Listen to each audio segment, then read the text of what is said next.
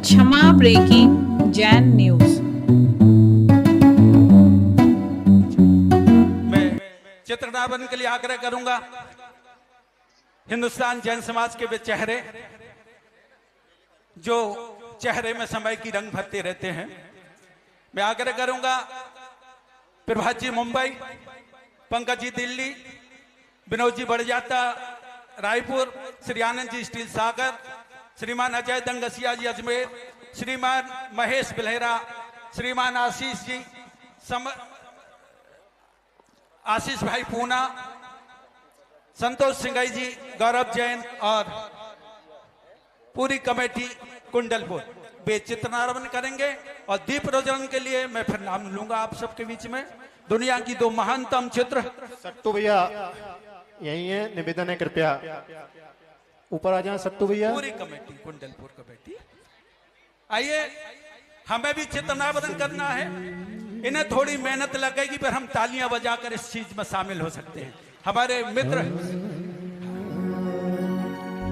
बोलो सर्वश्रोमणी आचार्य भगवंत गुरु विद्यासागर जी महामणिराज जी की। भोपाल से मनोज बांगा जी, भोपाल समाज के अध्यक्ष राजन जी हमारे बीच में कृपया नाम बोला भी दीप प्रज्वलन में होगा। मीरेश दादा सभी निवेदन है कृपया। अरे कैसे है विद्यासागर जी गुरुवर जी हमारे, हमारे गुरुवर जी हमारे, कैसे है बड़े बाबा जी कुंडलपुर वाले, जी खजुराहो वाले। तालियों के साथ मीठी मीठी 1 2 3 4।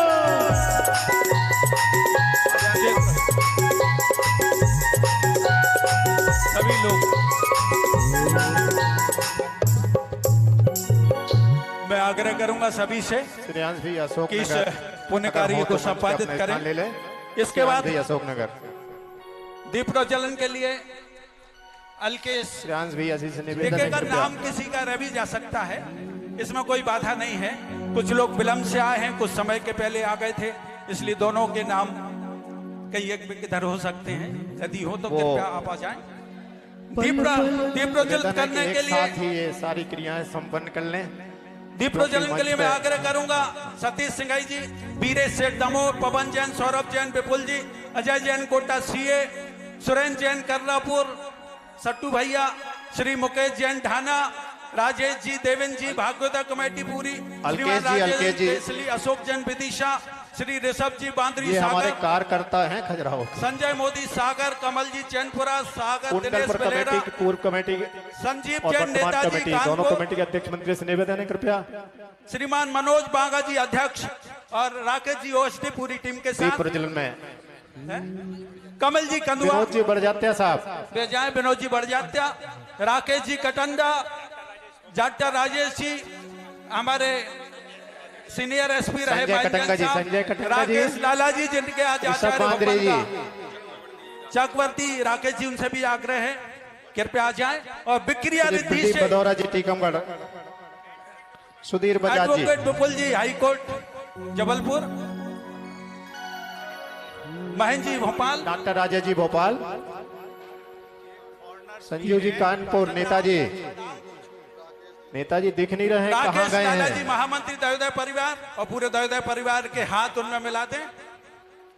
डॉक्टर देवेंद्र शाह, अरुण जी रुचि, नेताजी की देवेंद्र जी उपस्थिति रुचि, तभी दर्ज होगी जब आज उनका नाम यहाँ लालू प्रमुखता से भैया, लिया जाएगा। श्री संजीव जैन नेताजी कानपुर से हमारे बीच में हैं। राष्ट्रीय अध्यक्ष प्रेमी जी, हमारे अवधेश जी, दयोदय महासंघ के हमारे अध्यक्ष बाहुबली सम्मानित श्री ग्रेसेस प्रेमचंद जी प्रेमी जी, मंत्री सम्मानित श्री राकेश सुधीर जी, बजाज जी, हमारे अनिल नैनधरा जी, प्रमोद कक्का कटनी, चंद्रसेन जैन भोपाल, अजय हंसा बाकल। ओ हमने ज्योति आज जलाई सारी दुनिया देखन आए, हमने ज्योति आज जलाई सारी दुनिया देखन आए, मेरे मन में बसा है तू, बैठ जाए। अपना परिवार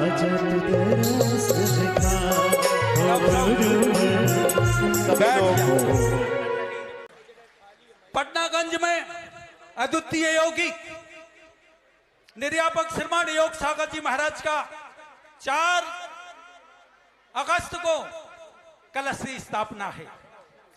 झीलों के घर भोपाल में आचार्य भगवत विद्यासागर की अद्वितीय शिष्याएं गुरुमती जी, दड़मती जी और पावनमती जी 15 आरिकाओं का चतुर्मास है। 20 साल पहले पूर्णमती जी का चतुर्मास हुआ था। पूर्णमती जी का 15-8, उसके बाद आचार्य विद्यासागर जी भोपाल आए थे। ये रिश्ते भी आगे बढ़ते जाएंगे और दड़मती जी के चतुर्मास के बाद समय सागर जी भोपाल आएंगे दोस्तों, इस पवित्र भावना के साथ। और अब हाँ बस, अब ये व्यवस्थाएं विनय भैया के लिए हम सौंपेंगे। पर एक प्रणाम नियम सागर जी की विदिशा में निर्यापक श्रमण आचार्य भगवान की आकाश गंगा के प्रखर नक्षत्र जहां है रोशनी बिखेर रहे हैं। 4 अगस्त को विदिशा भी पहुंचिएगा। और अब सूचनाएं अब सब समाप्त होगी। एक प्रणाम आचार्य विद्यासागर जी को करना चाहूंगा, फिर विनय भैया के साथ हम समय के चरणों के निकट पहुंचते रहेंगे।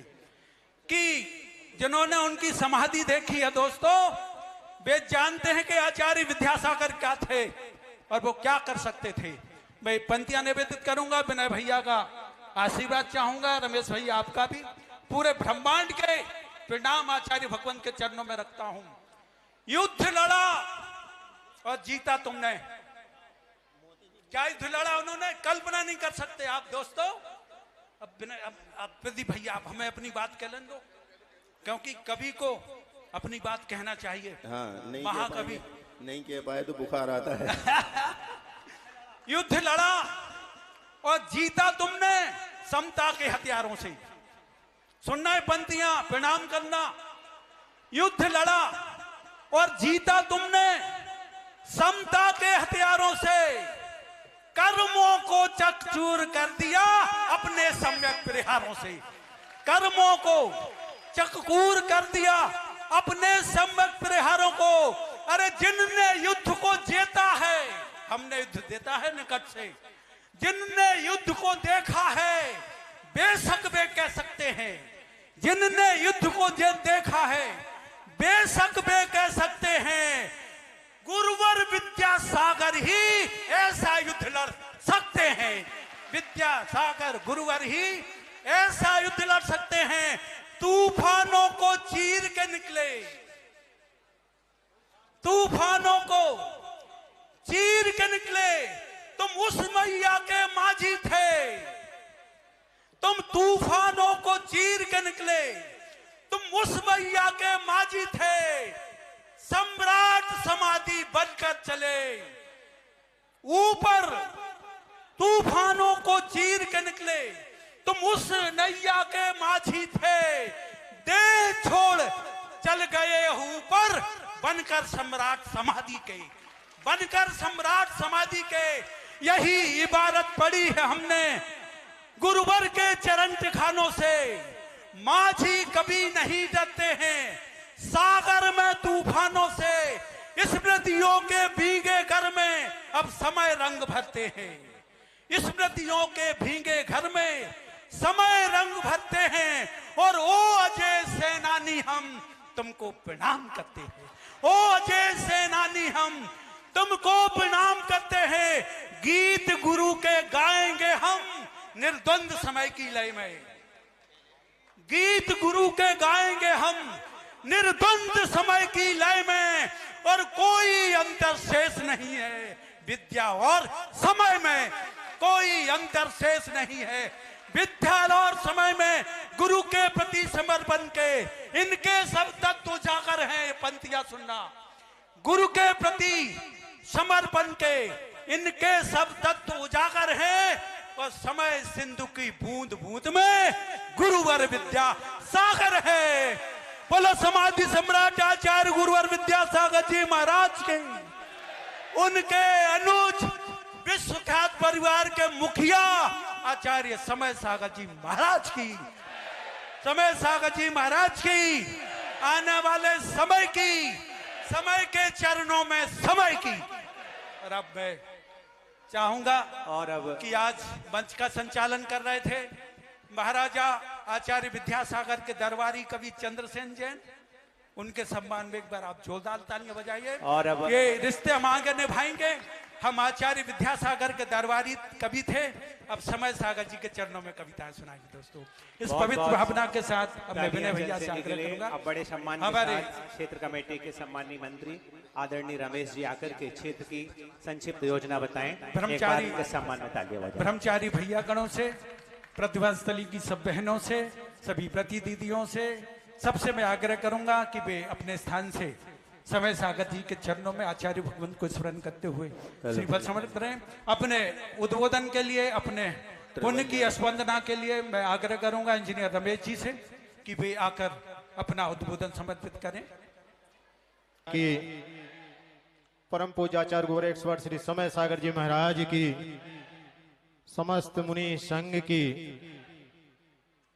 शुल्लक महाराज के चरणों में इच्छा में अगर मैं आप सभी के प्रति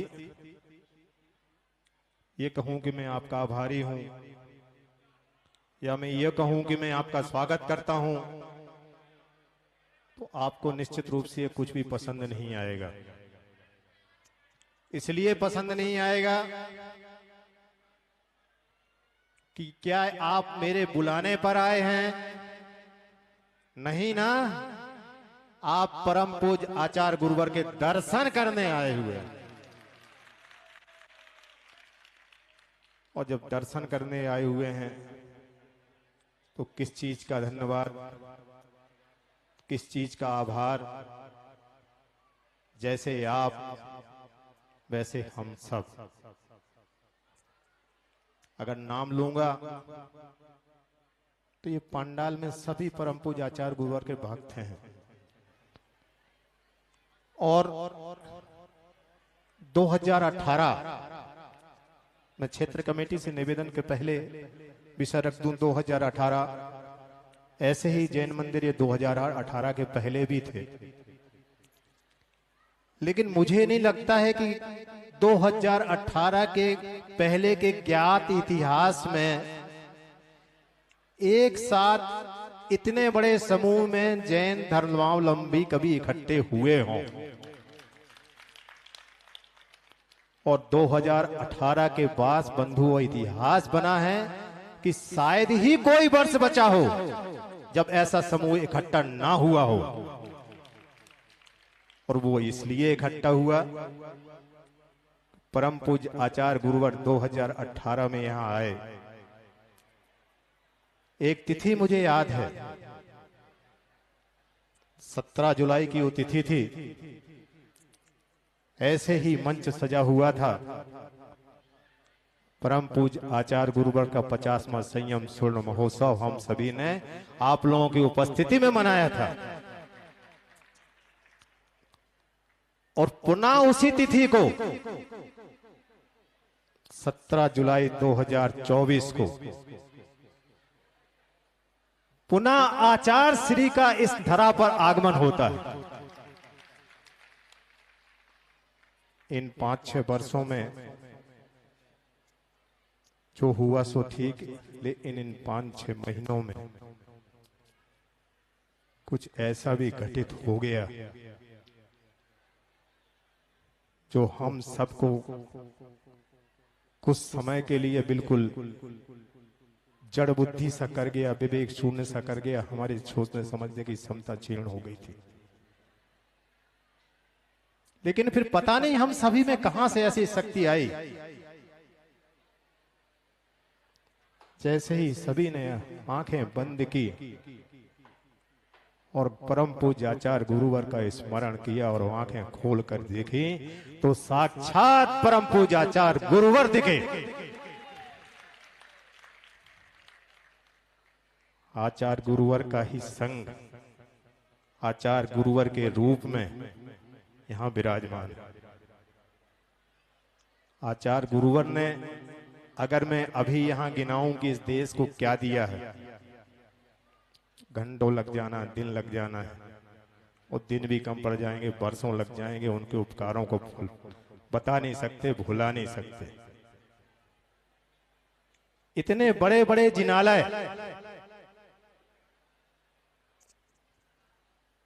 इस सदी में, इस सृष्टि में पता नहीं कितने मुनि हुए हैं, कितने आचार हुए हैं, लेकिन मेरी बुद्धि और मेरे मानस में तो नहीं आता है कि इतने बड़े बड़े जिनालय को अगर किसी ने स्वरूप दिया है तो वो परम पूज्य आचार्य गुरु विद्यासागर जी ने दिया।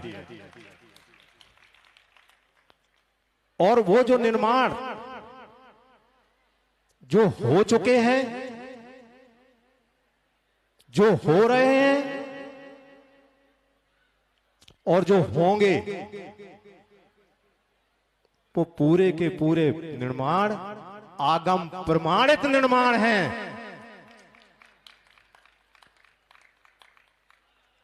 आचार्य गुरुवर से बड़ा आगम का वेत्ता मुझे लगता है इस सृष्टि में कोई होगा ही नहीं। तो मैं आप सभी से खाली खजुराहो के लिए नहीं, मेरा निवेदन है, जो आचार्य गुरुवर के जितने प्रकल्प चल रहे हैं उन सभी प्रकल्पों में हमारा पूर्ण समर्पण होना चाहिए, तभी हम आचार्य गुरुवर को, आचार्य गुरुवर के प्रकल्पों को ऊंचाइयों तक पहुंचा पाए।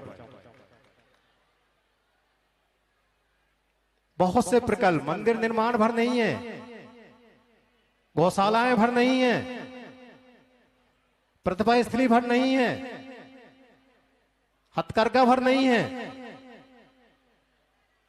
बहुत से लोग हथकरघा के बारे में बातें करने लगती है, कपड़े निर्माण की क्या जरूरत है। आपने समझा ही नहीं हथकरघा को। जिस दिन भारत देश के लोग हथकरघा को धारण कर लेंगे, आधे से ज्यादा जीव हिंसा अपने आप रुक जाएगी। और ये खजुराहो ही धरा है वो जिसमें प्रथम सद्भावना सम्मिलित हथकरघा का कराने का अवसर प्राप्त हुआ था। उसकी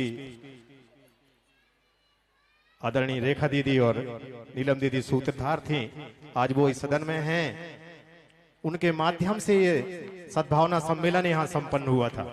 मैं चाहता हूं कि जो लोग यहाँ बैठते हैं, पूजन अभिषेक करते हैं, जनरल पहनते हैं, अगर थोड़ी सा भी प्रयास करेंगे तो हम हथकरघा को बढ़ावा नहीं देंगे, हम भारत देश में रोजगार को बढ़ावा देंगे और जीव हिंसा रोकने में सहायक होंगे। इसलिए हथकरघा पहनना जरूरी है। अनेक प्रकल्प हैं, ऐसे में गिनाना शुरू करूंगा तो निश्चित रूप से समय कम पड़ जाना है। आचार्य गुरुवर 2018 में यहाँ आए, बहुत संकीर्णता क्षेत्र था, लेकिन आप सभी की भावनाएं बहुत विशाल थी और उसी विशाल भावनाओं का परिणाम था कि परम पूज्य आचार्य गुरुवर का चातुर्मास इस धरा पर संपन्न हुआ था। और आचार्य गुरुवर के मार्गदर्शन में 2 जिनालय यहाँ भी स्वरूप को प्राप्त हो रहे हैं। समूह सनर जिनालय, समूह सनर जिनालय और सहस्त्रकूट जिनालय, ये वो जिनालय हैं बंधुओं। आचार्य गुरुवर ने, आपको लग रहा होगा कि खजुराहो को क्यों चुना। खजुराहो में जितने जैन आते हैं उससे कई गुना जैनेतर आते हैं और उससे कई गुना अधिक विदेशी पर्यटक यहाँ आते हैं। गुरुवर का लक्ष्य था कि जैन दर्शन, जो वैसे तो जैन दर्शन पूरे सृष्टि में फैला हुआ, लेकिन काल के प्रभाव से जो जैन दर्शन थोड़ी सा बाहर कहीं उसका अभाव हो रहा है, उसको व्यवस्थित रूप से अगर पहुंचाया जा सकता है तो खजुराहो से ही पहुंचाया जा सकता है। और मैं इसलिए कहूं कि परम पूज्य आचार्य गुरुवर ने आचार्य बनने के बाद प्रथम बार खजुराहो क्यों चुना, तो वो इसलिए चुना कि ये चातुर्मास खजुराहो में नहीं हो रहा, ये चातुर्मास इंदौर में नहीं हो रहा है, ये भोपाल में नहीं हो रहा है, विदिशा में नहीं हो रहा है, कटनी में नहीं हो रहा है, इंदौर में नहीं हो रहा, दिल्ली में नहीं हो रहा, बंबई में नहीं हो रहा। सभी जगह के लोग यहाँ बैठे हैं। ये चातुर्मास पूरे भारत वर्ष का चातुर्मास है और जो चातुर्मास पूरे भारतवर्ष का होगा, तो निश्चित रूप से गुरुवर के क्षेत्र जहाँ जहाँ गुरुवर के माध्यम से संचालित हो रहे हैं, हम सभी का वहाँ योगदान होना चाहिए। आचार्य गुरुवर के निर्देशन से यहाँ पर जो समूह शरण जिनालय बन रहा है, वो कुछ वर्ल्ड हेरिटेज के नियमों के कारण थोड़ी सा विलंब हुआ उसमें, लेकिन अब शीघ्र ही उसमें हम सभी सफल होने जा रहे हैं और शीघ्र ही निर्माण हमारा हालांकि चल रहा है। सहस्कूट आप लोगों ने देखा होगा, लगभग 30 फुट की ऊंचाई को प्राप्त हो गया। 67 फुट का माल हमारे पास अभी स्थल पर ही है, 23 फुट का माल माइंस पर पड़ा हुआ, बाकी और तैयारियां चल रही है। मैं बताना ये चाह रहा था कि ये क्षेत्र सारे आपके समर्पण और सहयोग के माध्यम से ही पूर्णता को प्राप्त होंगे। समूह शरण जिनालय में जो बड़ी प्रतिमा की राशि है, वो मात्र 1,51,00,000 रुपए गुरुवर ने उस समय रखी थी। आज भी वो गुरुवर के निर्देशों से उस राशि में कोई भी बढ़ोतरी नहीं की गई है। गुरुवर का कहना है कि जो गुरुवर ने कहा था वही राशि आज भी निर्धारित है। मैं आप सभी लोगों से निवेदन इसलिए कर रहा हूं कि आप सभी लोग अपने भाव बनाएंगे। 51 लाख की भी प्रतिमा है, उसमें 21 लाख की भी प्रतिमा ही है, और सहस्त्रकूट में बड़ी प्रतिमाएं तो हालांकि हो गई हैं, लेकिन 3,61,000 की, जिसमें प्रतिमा के साथ वेदी छत्र चमन पर सभी रहेगा, वो प्रतिमाएं हैं। वो उस प्रतिमा के माध्यम से भी आप क्षेत्र में सहभागिता अपनी दे सकते हैं। हम आप सभी की व्यवस्थाओं के अनुरूप यहाँ व्यवस्था जुनाने में लगे हुए हैं। पाहिल निकेतन के ऊपर प्रथम तल का हमने निर्माण किया हुआ है। आप सभी ने जो जिसमें आप लोग रुके होंगे, मुझे लगता है बहुत अच्छा आपको फील उसमें आ रहा होगा। 1,11,00,000 रुपए की राशि से प्रथम तल का अगर कोई पुण्यार्जक बनना चाहता, आज परम पूज्य आचार्य गुरुवर के इस प्रथम कलशारोहण दिवस पर, तो निश्चित रूप से वो सौभाग्यशाली होगा। ऐसे ही 3 फ्लैट भी हैं जो 11-11 लाख रुपए की राशि से पूर्ण होंगे, हो चुके हैं। वो भी पुण्यार्जक जो भी होंगे, मैं उन सभी का स्वागत करूंगा, वंदन करूंगा, अभिनंदन करूंगा। निश्चित रूप से आज आप कलश स्थापना के उद्देश्य से आए हुए हैं, कलश रखने की भावना से आए हुए हैं। मैं आपका समय ले रहा हूं, निश्चित रूप से अतिक्रमण कर रहा हूं, क्योंकि हम सभी को कलश स्थापना के बाद परम पूज्य आचार्य गुरुवर को भी सुनना है। मैं बिना किसी भूमिका के अपनी संपूर्ण कमेटी से स्वर्णोदय के अध्यक्ष आदरणीय मुकेश गिरी नाइक जी, मंत्री प्रबंध समिति के अध्यक्ष सम्मानित केसी जैन साहब, मंत्री आदरणीय राकेश भैया और सभी कमेटी के सदस्यों से निवेदन है कि वो, और खजुराहो की अध्यक्ष दिलीप जी, मंत्री शांति जी, उनसे भी निवेदन है कि कृपया परम पूज्य आचार्य गुरुवर के श्री चरणों में चातुर्मास कलश स्थापना अब जो प्रारंभ होने जा रही है, उसका आशीर्वाद ग्रहण कर लें। सभी लोग आ जाए शीघ्रता से। और इसके बाद परम पूज्य आचार्य गुरुवर की एक और बहुत ही अच्छी सूचना है कि पूरा सागर समय के सागर में पहुंचा हुआ है। 1000 से ज्यादा लोग आज सागर के खजुराहो में हैं। मुकेश भैया ढाना ने ये सूचना हम तक पहुंचाई है। एक बार सूचना भेजने वाले के लिए और जो आए हैं उन सबके लिए इतना बड़ा अनुष्ठान हम करने जा रहे हैं। ट्रिबल ज्यादा है इसमें। विनय भैया, आदरणीय बाल ब्रह्मचारी वाणी भूषण विनय भैया को हमने आस्था से बुला भी लिया, और विनय भैया इतने सरल हृदय हुआ करते हैं कि वो शीघ्रता से आ भी गए, लेकिन हम अपने कर्तव्यों का निर्वहन करना भूल जाया करते हैं। मैं कमेटी से निवेदन करूंगा, आए और पूरा विधिवत आचार्य परम पूज्य विनय भैया के श्री चरणों में निवेदन करें कि हे भैया जी, आपके सानिध्य में ये कार्यक्रम भव्यता को प्राप्त हो, और गुरुवर की जैसी स्थापना 4 महीने के लिए यहाँ हुई है, ऐसे ही पूरे जब तक आचार्य गुरुवर यहाँ रहेंगे, आप भी यहाँ रहेंगे, ऐसे ही हम आप सभी से पूरे क्षेत्रवासी और पूरा सदन अपेक्षा रखता है। और आचार्य गुरुवर से भी ये आशीर्वाद हम चाहेंगे कि आचार्य गुरुवर उनको आशीर्वाद प्रदान करेंगे कि वो जब तक आचार्य संघ यहाँ रहेगा, आदरणीय बाल ब्रह्मचारी विनय भैया जी भी यहाँ रहेंगे, कृपया तिलक बंधन करके और वस्त्र भेंट करके परम पूज्य। हेलो हेलो हेलो ट्रेवल कम करो। दमोह हेलो में हेलो हेलो हेलो 30 तारीख को हेलो, बेस, मुनि श्री हेलो, प्रयोग सागर जी महाराज की कलश हेलो, स्थापना है। हेलो, कृपया हेलो, आप पहुंचिए, स्वागत है जैन। आपका। और अब मैं श्रद्धेय विनय भैया से आग्रह करूंगा कि समय के निकट हम सबको पहुंचा दें।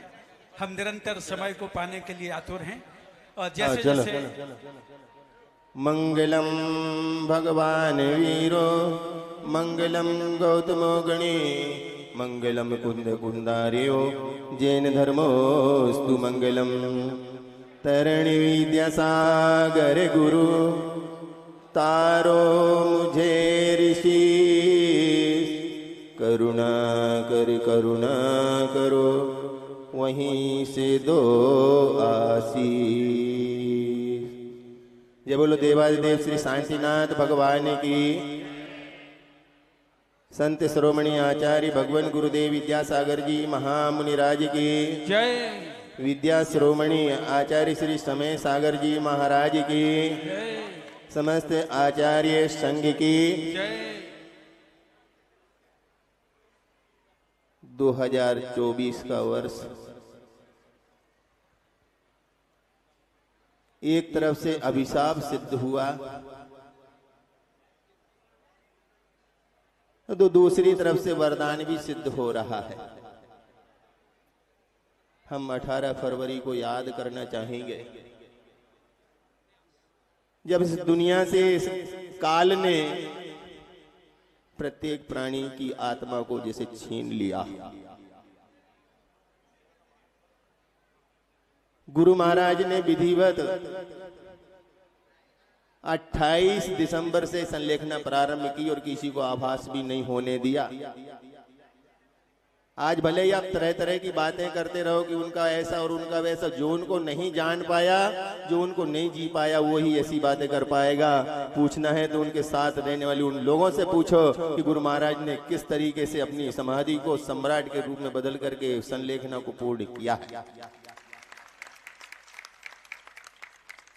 गुरु महाराज किसी के अधीन से संलेखना करवाना नहीं चाहते थे, संलेखना करना चाहते थे और दुनिया को स्वावलंबन का एक उपदेश, जो आखिरी उपदेश था, वह देना चाहते थे। और उस उपदेश में उन्होंने कहा समाधि की जाती है, करवाई नहीं जाती। और उस संदिगिरी तीर्थ पर उन्होंने सबसे पहले चातुर्मास काल में बारामती के एक बाबा काका जी थे, बालचंद जी, 58 वर्ष उनकी उम्र थी, और पहले उनको संलेखना के लिए वहां पर बुलाया और ऐसी अनूठी विधिवत उनकी संलेखना हुई कि शायद कोई गृहस्थ ऐसी संलेखना कर पाए। उदाहरण प्रस्तुत करते हुए 2-3 संलेखनाएं और हुई। उसी में आप सबके बीच में जो कार्यकर्ता के रूप में थे, संजय मैक्स की भी समाधि वहां पर हुई। फिर वहां से तिल्दा नेवरा के लिए जब बिहार हो गया, और बिहार के समय पहले समय में उन्होंने योजनाबद्ध बिहार किया कि कहां पर किस तरह से जाना है, तिल्दा पंचकल्यण करके आगे निकलना है। परंतु तिल्दा नेवरा में जब गुरु महाराज पंचकल्याणक में वहां पर पहुंचे और प्रत्येक दिन के कार्यक्रमों में जाकर के प्रवचन करते, वापस आते, परीक्षण करते हुए अंतिम दिन बोले वापस चंदगिरी चलो। ऐसा क्या हो गया? बोले मैंने जो कहा वो करो। तो कैसे चलना है? तो गुरु महाराज ने कहा कि रायपुर में जो मालवीय नगर का जो मंदिर है, बहुत दिनों से रुका हुआ है, उसको पूर्ण करना इन लोगों को भावना बहुत है। वहां का शिलान्यास करते हुए राजनाथ गांव का शिलान्यास कर लेंगे और जाकर के चंदगिरी में पहुंचेंगे। और चंदगिरी में पहुंचते ही उन्होंने संकल्प लिया और परीक्षण प्रारंभ कर दिया। एक दिन वहां के जो अध्यक्ष थे किशोर, उनके यहाँ पर चौके में आहार हो गया। आहार होने के उपरांत किशोर जी पहुंचाने के लिए संत निवास तक गए और सब लोगों के सामने बैठ करके बोले, गुरुजी चंदगिरी में अभी तक कोई दीक्षा नहीं हुई है, और चंदगिरी में एक भी दीक्षा नहीं होने से चंदगिरी का प्रचार थोड़ा सा कम हो रहा है। तो अनायासी गुरुजी के मुख से निकला, चिंता मत करो, उससे भी बड़ा मिल रहा है। और इस तरह से बीच बीच में अपने संकेत भी देते गए और अपनी प्रक्रिया को पूरी करते भी गए। और उसमें अब संस्मरण तो बहुत हैं, यदि आपको समय हो और जिन्होंने एक एक क्षण उनके नजदीक रह करके जिया है, ऐसे चंद प्रभु सागर महाराज जी के पास बैठ जाना, सारी प्रक्रिया आपको ज्ञात हो जाएगी कि संलेखना क्या होती है और कैसे उन्होंने की है। पर 18 फरवरी की रात में जब ये संदेशा दुनिया में फैला तो जनता ही नहीं, जनता के साथ साथ पूरी सरकार भी हतप्रभ रह गई कि ये क्या हुआ। और उस दिन ऐसा लगा कि सारी दुनिया के अंदर जो सबके अंदर प्राण थे, उसमें से प्राण निकल गए हों, हम सब निर्जीव हो गए हों, ऐसा आभास होने लगा। हमें चलाने वाला इस दुनिया से महाविहार कर गया, चला गया। अब क्या होगा? हम अनाथ जैसे हो गए। अब किसके सहारे जिएंगे, क्या करेंगे? बाद में पता चलता कि गुरु महाराज ये व्यवस्था भी आपको करके गए। और ये गुरु महाराज की एक विशेषता थी कि गुरु महाराज बोलते कम थे, करके ज्यादा दिखाते थे, और शिष्यों को पढ़ाते कम थे, जीवन जीना ज्यादा सिखाते थे। और ऐसा चेतनत्व के साथ उन्होंने जो उदाहरण प्रस्तुत किए हैं लोगों के लिए, आने वाले समय में प्रत्येक को काम में आएंगे मोक्ष मार्ग में, ऐसा उदाहरण उन्होंने प्रस्तुत किया। और उन्होंने जो संकेत दे करके गए, बोले सार्वजनिक क्यों नहीं किया? जो गुरु महाराज को नहीं जानता वही ऐसा बोल पाएगा। जो गुरु महाराज को जानता था वो गुरु महाराज के विहार की बात पता नहीं लगा पाता था, तो तुम उनकी सारी बातें कैसे पता लगाओगे? आहार करने के लिए उठ रहे हैं, दोपहर में क्या होगा किसी को पता नहीं। सुबह उठ करके चल दिए, पता नहीं कहां गए। तिलवारा का एक संस्मरण है कि तिलवारा में उन्होंने धनतेरस के दिन तिथि परिवर्तन कर लिया चातुर्मास के बाद। और दीपावली को जब उपवास करके 14 की दीपावली के दिन पारणा हुई तो दोपहर में वो शुद्धि के लिए गए। पूरे जबलपुर में हड़कंप मच गया, गुरु जी का विहार हो गया। और शुद्धि करके जब आप ऐसा आए तो सबके सब देख के हंसने लगे। क्या? बोली यही तो अनियत विहारी की महिमा है कि उन्हें कोई जान नहीं पाया आज तक। ऐसे गुरु महाराज ने इस दुनिया को श्वास लेने से लेकर जीवन जीने की कला सिखाई थी। चेतन कृतियां भी ऐसे लिखी उन्होंने, ऐसे हीरे तरह से कि सारी दुनिया को वो सन्मार्ग पर लगाए रखेंगे, ऐसा उदाहरण भी उन्होंने दिया। अब उनके जाने के बाद जब हम अनाथ हो गए, अनाथ हुए तो अब क्या होगा? तो अंतराल काल भी पड़ा। पर बड़े बाबा ने बड़ी कृपा की और हमें सनाथ किया। और सनाथ किया तो आपको कोई दूसरा रूप नहीं दिया। शरद पूर्णिमा का चंद्रमा ही आपको पुनः दिया।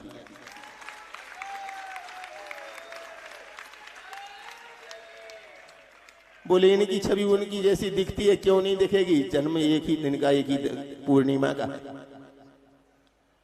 हम शरद पूर्णिमा प्रतिवर्ष ज्यों की तो मनाते रहेंगे, वही रूप मिला। अध्यात्म की गहराइयों में उतरते हैं तो ये भी हमें उन्हीं के रूप में दिखते हैं जैसे स्वयं कुंद कुंद हो।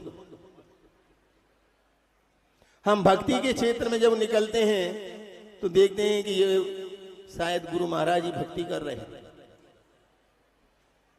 आसन पर विराजमान होते हैं तो यदि हम वहां से दूर से देखते हैं तो ऐसे लगता है गुरु महाराज ही विराजमान हैं। और ऐसा रूप दिखता है जैसे सन 1975 में जब खजुराहो आए थे तब वह रूप था। और ऐसे सारे गुणों को समाहित करने वाले ये उनसे भी ज्यादा भाग्यशाली निकले, क्योंकि उनको अपने गुरु महाराज का सानिध्य 4 साल से ज्यादा नहीं मिला। पर 4 साल में उन्होंने इतना ग्रहण कर लिया कि सारी दुनिया को आगम दिखा दिया कि आगम क्या होता है। आज ये दुनिया कहती है, कोई मनचले लोग कह सकते हैं, कहते हैं कि लोग गुरु महाराज को चलाते थे। उनको सरा बुद्धि सद्बुद्धि दे दे गुरु महाराज। गुरु महाराज चलते थे और दुनिया को चलाते थे, वो किसी से चलते नहीं थे।